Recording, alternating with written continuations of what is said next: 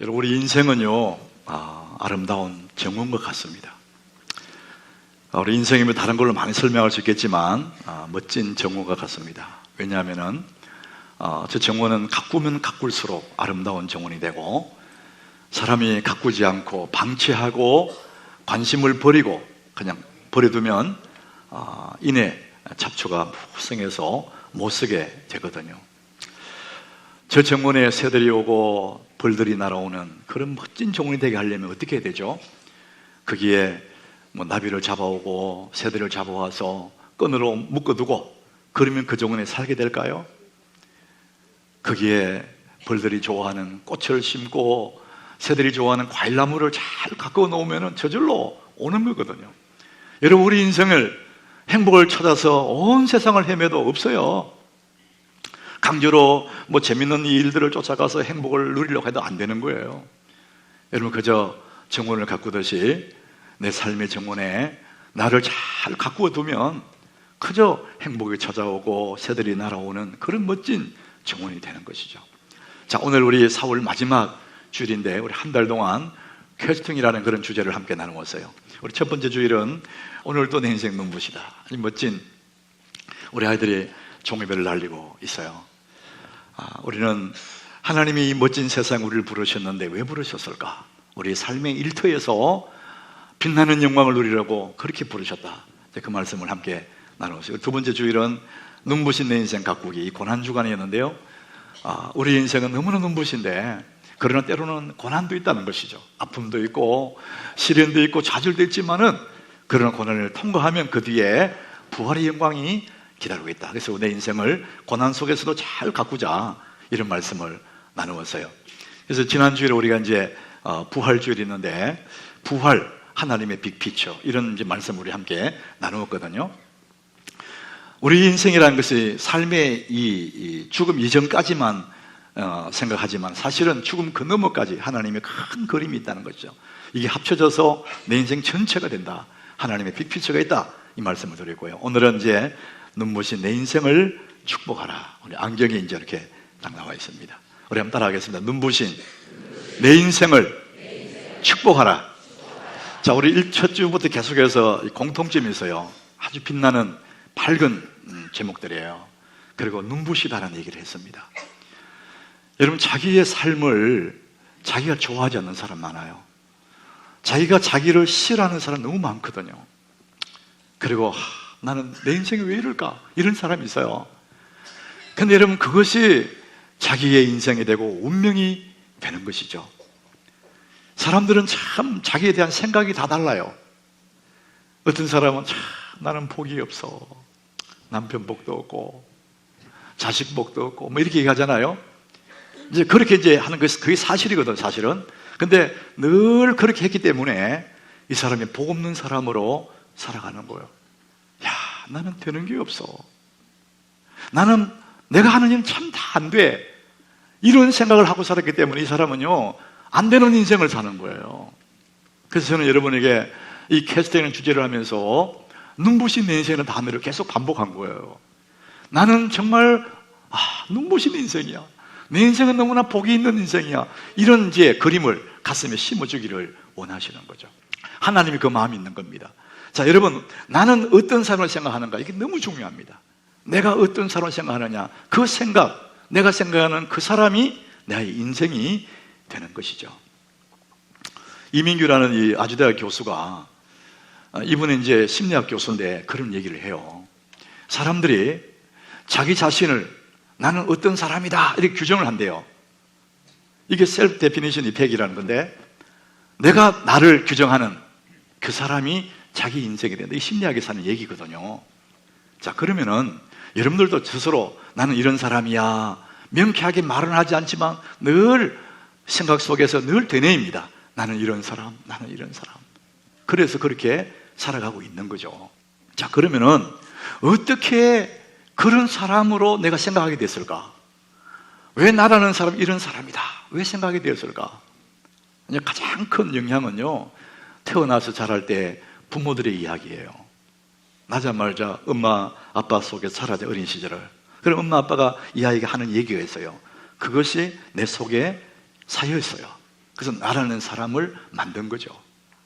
좀 자라서 학교에 가면 선생님들이 또 우리에게 얘기해 줘요. 그럼 그것이 또 내 삶의 모습이 되는 거예요. 어른이 되어서 주변에 많은 사람들을 만나는데 그 사람들에게 들은 소리들이 내가 이런 사람이구나 이렇게 알아간 거죠. 여러분의 모습들은 자기는 자기를 못 봐요. 거울을 보면 거울 속에 보고 나구나 이렇게 보잖아요. 사람을 통해서 외모는 거울을 보지만은 나라는 사람이 어떤 사람인지는 거울 속에 나타나지 않거든요. 사람들이 들은 소리들이 그게 된 거예요. 사람들이 이렇게 주변에 불려지는 소리, 자기의 경험 이런 걸 통해서 자기라는 사람을 만들었거든요. 그런데 여러분 그보다 더 중요한 게 있습니다. 남들이 뭐라고 불러주든지 내가 어떤 경험에 상관없이 내가 내 자신을 생각하는 거예요. 나는 이런 사람이야 이렇게 생각하면 그게 자기 인생이 되는 거거든요. 근데 그게 쉽지가 않아요. 여러분들 오늘 아마 저마다 각양의 생각들이 있을 겁니다. 그런데 여러분 모두가 이런 생각이 있을 거예요. 되고 싶은 사람, 이런 사람 됐으면 좋겠다. 여러분 그런 게 있거든요. 여러분 오늘 여러분이 되고 싶은 그 사람 되기를 바랍니다. 여러분 될 수 있습니다. 오늘 성경은 우리 모두에게 이런 사람이 되라 그래요.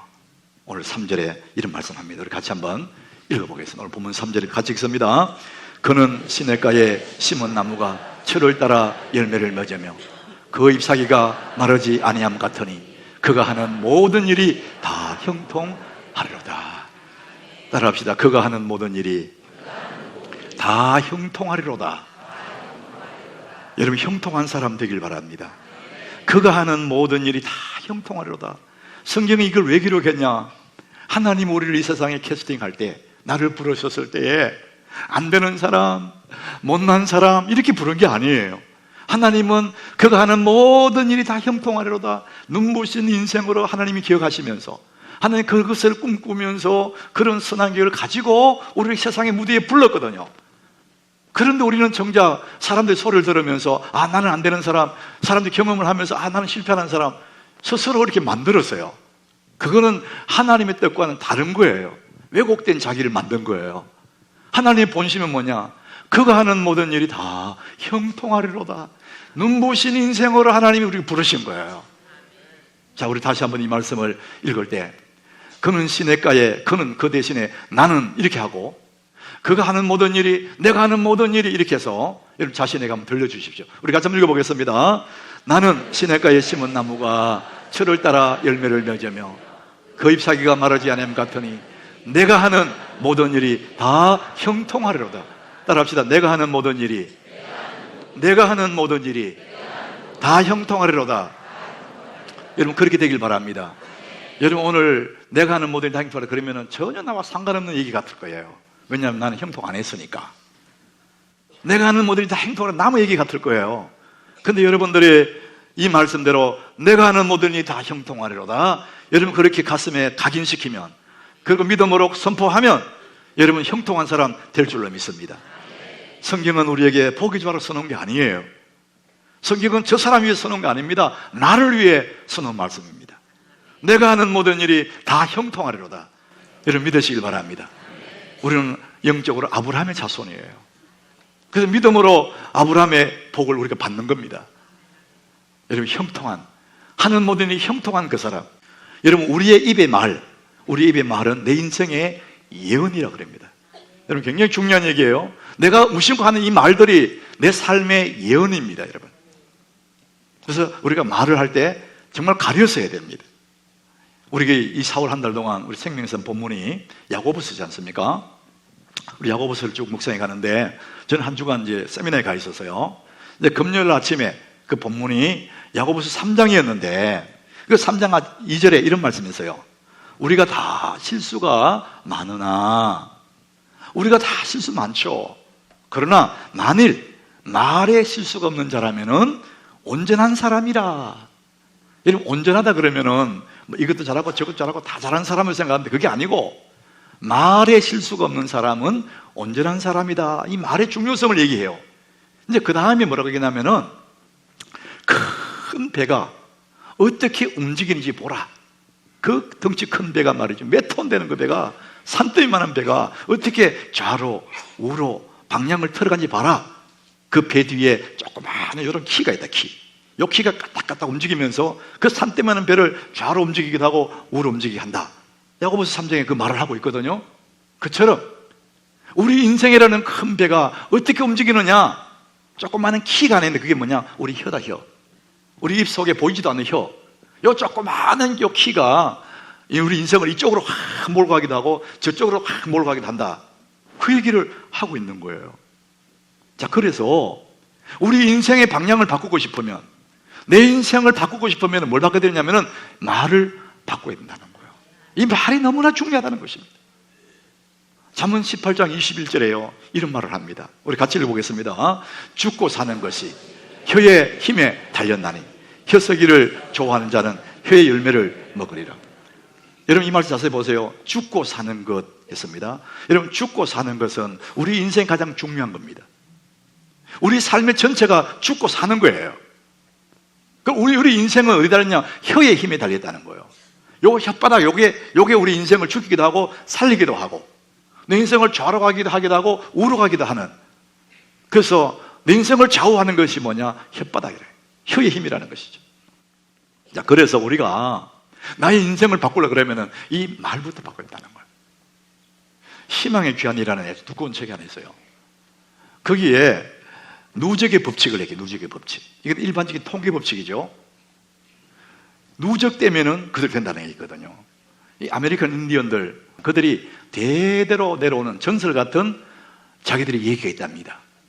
같은 말을 2만 번을 반복하면 현실이 된다, 그런 말을 해요. 그 사람들은 성경도 모르는 사람들이지만 그냥 알아낸 게 뭐냐? 이 혀의 힘을 알아낸 거예요. 같은 말을 2만 번 하면 현실이 된다, 이런 말을 하는 겁니다. 그만큼 여러분, 나는 이런 사람이다 인식하고 말하는 것 너무나 중요한 거예요. 내가 하는 모든 일이 형통하리로다. 여러분이 만약에 그렇게 생각하고 그렇게 말을 하면 내 인생의 방향이 바뀌기 시작한대요. 안 되던 인생이 형통한 쪽으로 쫙 바뀌기 시작한답니다. 여러분, 그런 사람 되기를 축복합니다. 자, 그래서 나라는 인생을 어디에 두느냐? 복 있는 자리에 자신을 둬야 됩니다. 안 좋은 자리에 두는 거야. 복된 자리에 나를 두는 거, 그거 얼마나 중요한 거예요. 여러분, 오늘 1절에 그 말씀 하거든요. 여러분, 1절 한번 보세요. 복 있는 사람 얘기를 하는데, 복 있는 사람은 악인들의 꾀를 따르지 아니하며 죄인들의 길에 서지 아니하며 오만한 자들 자리에 앉지 아니하고. 자, 여기에 악인이 나오고 죄인이 나오고 오만한 사람이 나와요. 근데 맨 서두에 복 있는 사람 나옵니다. 이 복 있는 사람은 단수입니다. 단수. 하나예요, 하나. 그런데 뒤에 보니까 오만한 자들, 죄인들, 악인들, 그들은 다 많아요. 엄청나게 많아요. 그 속에 복 있는 사람이 있는 거예요. 이게 이제 그림입니다, 그림. 복 있는 사람은 혼자 산속에 사는 건 아니에요. 복 있는 사람은 저 혼자 바닷가에 무인도가 사는 게 아니고 이런 사람들이 둘러싸여 있어요. 우리가 사는 세상이 그런 거거든요. 그렇지만 우리가 그들 속에 살지만, 비록 그들과 함께 살지만은 우리가 어떻게 되냐면 이 악인들의 꾀를 따르면 안 된대요. 여러분, 악인이 누굽니까? 이 악인이라는 것은 하나님을 누군지 모르는 사람, 하나님을 무시하는 사람, 이 악인이죠. 근데 그 악인들은요, 꾀가 많대요. 여러분, 이 시대를 자세히 보세요. 하나님 없이 사는 사람들도 꾀가 많습니다. 아주 능수능란한 꾀가 있어요. 우리가 볼 때, 야, 저 사람 잘 되는 것 같아요. 막 승진하고 우리보다 앞서가는 것 같고 사업도 잘하는 것 같고 꾀를 쓰니까. 근데 여기 성경에 보니까 악인들의 꾀를 따르지 말래요. 그들은 왜 따르지 말라면 그건 꾀기 때문에, 지혜가 아니에요. 그들은 머리를 쓰는 꾀를 부르는 거지 지혜가 아니라는 거예요. 너희들이 그 꾀를 따라가지 말라는 거예요. 우리는 그게 때로는 부러울 수 있거든요. 야, 저 사람 대단한 사람이야. 사업 수완이 좋아. 그것은 지혜가 아니고 꾀라는 거예요, 꾀. 죄인들의 길에 서지 말래요. 죄인들의 가능이 마땅히 가야 할 길을 가지 않는 그 죄인들을 따라가지 말라는 거예요. 그리고 오만한 자의 자리도 앉지 말래요. 이 오만한 자가 누구냐? 이것은 교만을 넘어서 오만한 사람이에요. 자기가 하나님 자리에 올라가 있는 사람이에요. 자기가 높은 데 올라서서 교만을 넘어서서요, 오만합니다. 세상을 자기 눈 아래 놓고 비판합니다. 교회가 다 썩었다 그럽니다. 자기 하나님 자리에 올라가 있는 거예요. 그 오만한 사람이요. 교만한 정도를 지나서 오만한 사람들인데 이런 사람들이 우리 주변에 있다는 거예요. 그 속에 내가 혼자 있는 거예요. 복 있는 사람이. 자, 그 환경을 얘기한 다음에 그들을 따라가지 마라 그렇게 말합니다. 자칫하면 그들을 배울 확률이 높아요. 동화될 확률이 높아요. 그들이 부러울 확률이 높아요. 그러면 문제가 생기는 거예요. 자, 그래서 잠언 23장 17절에 뭐라고 하느냐, 그들 틈 속에서 우리가 할 일이 뭐냐, 우리 같이 읽어보겠습니다. 내 마음으로 죄인의 형통을 부러워하지 말고 항상 여호와를 경외하라. 자, 죄인의 형통을 해서요, 여러분 죄인들이요 이 악한 사람들이 꾀를 부르는데 우리가 뭘 잘 되는 것 같거든요. 근데 그들이 지금 잘 되는 그 자체를 부러워하지 말래요. 마음으로 부러워하지 말래요. 왜? 부러워하면 배우게 돼요. 사람들이 부러워하는 걸 배우게 되거든요. 야, 저는 예수도 안 믿고 하나님도 모르는데 잘 되네. 그들의 잘 되는 그 순간적인 잘 되는 것을 부러워하지 말고 우리 뭐 해야 되느냐? 항상 여호와를 경외하라. 따라합시다. 항상 여호와를 경외하라. 여러분, 그래서 복 있는 사람이 살아가는 길이 쉽지 않아요. 우리 주변에 그런 사람들이 꾀를 가진 사람 너무 많은데, 너무 부러운데 우리는 그거는 덮어놓고 하나님을 경외해야 된다. 이게 쉽지 않는 거예요. 하나님은 우리에게 왜 그걸 부러워하지 말라 그러시느냐? 오늘 4절에부터 말합니다. 그들이 어떤 사람들이냐? 그들이 잘 되는 것 같지만은 오직 바람에 나는 겨와 같대요. 여러분, 바람에 날아가는 겨 선생도 사라져버리면, 바람 불어버리면 그들이 뭐 잘 되는 것 같은데 바람에 나는 겨처럼 사라지는 거예요. 5절에 그들은 심판을 견디지 못해. 심판. 하나님의 심판이 있다는 거예요. 머리 쓰고 깨 쓰고 수단과 방법을 가리지 않고 하는 그 하나님의 심판이 있다는 거예요. 그리고 오늘 6절 마지막 절에 보니까 악인들의 길은 망한대요. 심판당하고 겨처럼 바람이 휘 날아가 버리고, 그리고 마지막에는 망한다는 거예요. 그러니까 그들이 왜 부러워하느냐고. 악인이 잘 되는 거 부러워하지 마라. 너희들은 오직 여호와를 경외하라는 것입니다. 여러분, 하나님을 바라보면, 예수 그리스도 그분을 바라보면 여러분의 형통가 될 줄 믿습니다. 여러분이 하는 일들이 뭐냐? 우리는 좀 늦더라도 의로운 길로 걸어가는 것입니다. 신약에 심긴 나무처럼 이런 과일 맺는 갑자기 맺는 거 아니잖아요. 시간이 흘러야 되거든요. 그리고 우리가 하는 모든 일이 형통하대요. 세월이 필요한 거예요. 여러분, 갑자기 뭐 하는 건 다 꾀를 부리는 거예요. 세상의 방법은 그런 거거든요. 그런 거 부러워할 이유가 없다는 것입니다. 자, 그래서 우리는 오늘도 우리 자신을 어디에 두느냐? 그들을 부러워하지 말고 따라도 가지 말고, 오늘 2절에 보니까 우리 할 일이 있습니다. 우리 2절 같이 읽어보겠습니다. 오직 여호와 율법을 즐거워하여 그의 율법을 주야로 묵상하는도다. 하나님의 법을 즐거워해서 그의 법을 주야로 묵상한대요. 이게 뭡니까? 우리가 비록 악인들, 죄인들, 오만한 사람들 틈에 살지만은, 그들 틈 속에 살지만은 우리는 하나님의 무성한 말씀의 숲 속에 내가 거하라는 거예요. 하나님의 말씀 속에 내가 살아라는 거죠. 주야로 묵상한다는 그거죠. 여러분, 목사는 언제나 부모의 마음이 있어요. 여러분, 제가 강단에서 뭐 깊은 신학 지식을 나누거나 여러분들에게 어떤 교리를 막 설명하거나 뭐 그것도 필요하겠지만, 저는 언제나 부모의 심정으로 우리 하남교 교인들이요 참 행복해하고 즐거워하고 기뻐하고, 여러분 가정들이 너무 행복하고 정말 잘 되는 그 마음으로 늘 말씀을 준비하거든요. 여러분, 오늘 그런 마음이 제가 있어요. 정말 여러분, 우리가 마음 관리가 얼마나 중요한지를 말합니다. 우리 생각하는 것이 그냥 없어지는 것이 아니라 내 마음에 흠집을 내요. 그럼 나중에 길을 내버립니다. 그게 운명이 되는 거예요. 시편 119장 11절에 이런 말씀이 있습니다. 우리 같이 한번 읽어보겠습니다.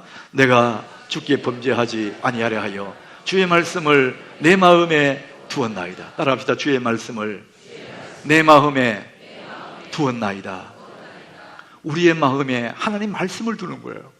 두려움을 두는 것이 아니고, 암 걸리면 어떡하지? 이 마음을 두는 것이 아니라, 내가 주께 범죄하지 않으려, 그 뭔가 내 온전한 삶을 살기 위해서 어떻게 막 결심하고 막 이런 게 아니고, 주의 말씀을 내 마음에 두는 겁니다.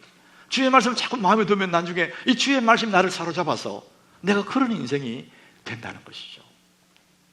주의 말씀을 가슴에 두는 겁니다. 구인유라는 참 하나님의 사랑하는 사람이 있는데, 이분이 IBM에 근무했던 그런 사람이랍니다. 미국 콜로라도주에 있는 그런 유명한 학교에서 컴퓨터 공학을 전공했던 그런 분인데, 우리나라 인천공항 그리고 진해 신항만 건설을 할 때도 그때도 자문위원으로 동참했던 그런 분이래요. 그런데 이분이 12년 동안 깊은 우울증으로 엄청난 고생을 했답니다. 그 똑똑한 사람이 뭘 안 해봤겠습니까? 상담도 하고 심리 상담도 받고 정신과 치료도 받고 항우울제 약도 먹고, 그런데 그 깊은 우울의 터널에서 빠져나오지를 못했대요. 자기는 그런 생각 들더래요. 내가 구약의 사울 왕처럼 저주받은 인생인가, 이런 생각 들더래요. 너무 우울하니까. 그래서 진짜 힘들 때는 눈물이 쏟아지면 좋겠는데 눈물도 안 나더라는 거예요. 여러분, 우리가 슬플 때 눈물 나는 거거든요. 그것은 내 마음이 치유되기 위해서 눈물 흘리는 거거든요. 여러분, 눈물 흘리면 마음이 치유가 돼요. 너무 힘들고 슬플 때 눈물을 할 때 확 울어야 됩니다. 그러면 내 마음이 치유가 되는데, 이분은 너무 고통스러운데 눈물도 안 난다는 거예요. 그러니까 막 이 마음이 아주 메말라 버렸대요. 그래서 벼랑 끝에 서 있는 기분 들고, 자기 집 지하 큼큼한 데 가서 웅크리고 앉아있기도 하고, 직장도 못 나가고, 그런 삶을 그 긴 세월 동안 살았다는 거예요. 그가 하나님을 사랑하는 사람인데도 이런 우울증에 고생했답니다. 이런 하나님 믿는, 예수 믿는 사람들도 이런 어려움들을 다 겪거든요. 그래서 이 사람이 어느 날부터 하나님 말씀을 마음에 두기를 시작했대요. 그리고 하나님 말씀을 묵상하면서 그 말씀을 가지고 하나님께 기도하고, 이 말씀 속에 하나님과 대화하는 그 훈련을 통해서 점점 하나님 말씀을 계속 마음에 담고, 하나님 말씀 마음에 담고, 그래서 그 긴 우울의 터널을 완전히 빠져나와서 완전히 빠져나와서 지금은 이제 너무나 밝은 모습 살아가는데, 자기처럼 이렇게 힘들어하는, 마음이 힘들어하는 그 사람들을 위해서 이제 그 헌신해서 그 일을 하고 있는, 그래서 온누리에서 그 사역을 하고 있다 그래요. 여러분, 오늘 그 말씀은 오늘 2절 말씀이거든요. 오늘 본문 2절을, 이 복 있는 사람이 하는 일들을 우리 같이 읽어보겠습니다. 오직 여호와의 율법을 즐거워하여 그의 율법을 주야로 묵상하는도다. 그의 여호와의 율법을 즐거워하고 그의 율법을 주야로 묵상한다는 거예요. 그냥 하나님 말씀을 가슴에 날마다 새겨 넣는 거예요. 그렇기 때문에 어떻게 되느냐, 3절에 이렇게 되죠. 그가 하는 모든 일이 다 형통하리로다. 하나님 말씀을 새겨 넣고 새기다 보면 내가 어떻게 되느냐, 그가 하는 모든 일이 형통하게 되는데, 어떻게? 시편 84장 5절에 이런 말씀이 있어요. 주께 힘을 얻고 그 마음에 시온의 대로가 있는 자는 복이 있나이다. 마음에 길이 납니다. 두려워하는 사람은 두려움의 길이 나고, 하나님의 말씀을 삼키고 하나님의 말씀을 살아가는 사람들, 내 마음에 시온의 대로가 열려버려요. 여러분, 이 시온의 대로가 뭡니까? 의미적으로 예루살렘으로 가는 길이잖아요. 희망으로 향해 가는 길이거든요. 하나님께로 향해 가는 길이거든요. 여러분, 왜 마음에 시온의 대로가 열렸다? 그 말은 형통한 사람의 길이 열렸다는 것입니다. 막 노력이 되는 것이 아니라 하나님의 말씀을 내 가슴에 두었더니, 주의 말씀을 주여러 묵상했더니, 내가 범죄하지 않으라 주의 말씀을 내 마음에 두고 내 마음에 두었더니, 내 마음에 뭐가 생겼냐? 시온의 길이 하나 열렸다는 겁니다. 희망의 길이 열렸다는 것이죠. 여러분의 심령 속에 시온의 대로가 열리기를 축복합니다. 하나님의 희망의 대로, 영광의 대로가 열리기를 예수님 이름으로 축복합니다. 우리는 삶이 녹록하지 않으면 내가 이렇게 해서 안 되는가 보다, 그게 아닙니다. 여러분, 내 마음의 시온의 대로가 열리기 시작하면 내 삶에도 열리게 될 줄로 믿습니다. 여러분, 먼저 내 마음의 정원을 가꾸셔야 됩니다. 내 마음의 시온 대로를 여셔야 됩니다. 그러면 여러분 앞에 있는 모든 문제가 풀려나가는 것입니다. 여러분, 승리하기를 축복합니다. 여러분, 눈부신 여러분 인생을 축복하셔야 됩니다. 내 마음은 시온의 대로가 있는 사람이야. 나는 하나님의 복을 받은 사람이야. 하나님의 은혜가 있는 사람이야. 하나님의 눈부신 그날을 내게 예비하신 나는 복된 사람이야. 여러분, 그 아름다운 인생이 여러분의 인생이 되기를 예수 이름으로 축복합니다.